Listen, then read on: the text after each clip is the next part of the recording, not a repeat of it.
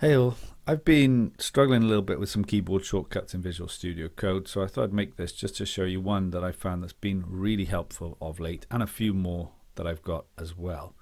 So when you're in the editor, you probably know that you can hover over here and you can see the keyboard shortcuts for a lot of these. I mean, Control Shift and F isn't a million miles away. What I've been doing on this is going a lot through the Control Shift G and jumping in and out of that. But then when I want to get back to the editor, there's no easy way to do it. Now, if you look online, they say to just assign a custom keyboard binding. But I find that a little bit worrying because I never know what I'm going to overwrite or if I'm missing something. So the fastest way to jump back to the editor, I've found, is by simply opening a terminal window from here by pressing Control apostrophe and then press it again, and it always jumps back to the editor file in focus.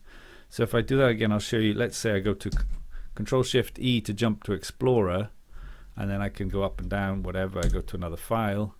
If I press Control apostrophe twice, I'm back where I was.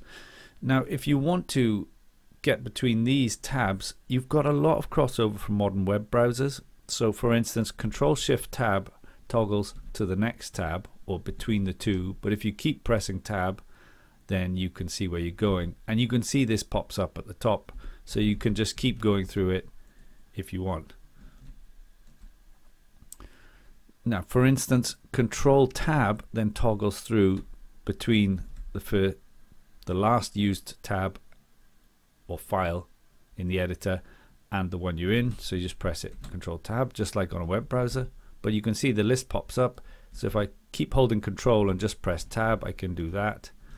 And Control Shift Tab, then you can just reverse the action, but when it goes between the two, it's not that useful. However, on a web browser, you can also close a tab, and the same way here with Control W.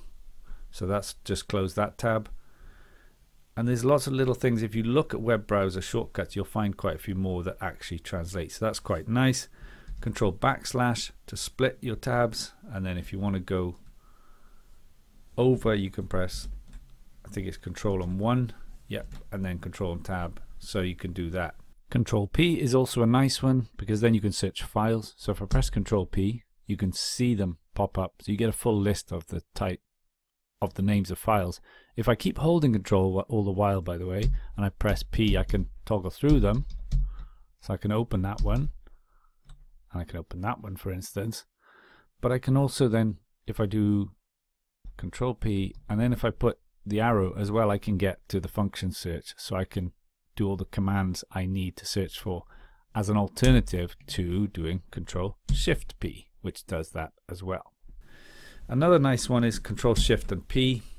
That way you can then get into do a text search for any of the commands you want. Say you wanted to just create a branch git, and you just press down, and there you go. Now I'm going to escape out of that.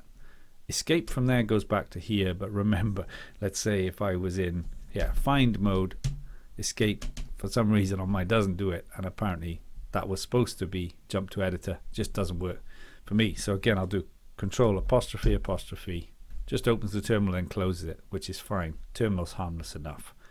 One last one is if you want to get up to this context menu up here, you can press Alt, and then you can see the underline on each one. You could actually just press the key. So if I pressed Alt and V, for instance, it's going to jump to View, and you can see almost all of them gone underlined. So if I want to go to testing, because there's already a T taken above it, I press E.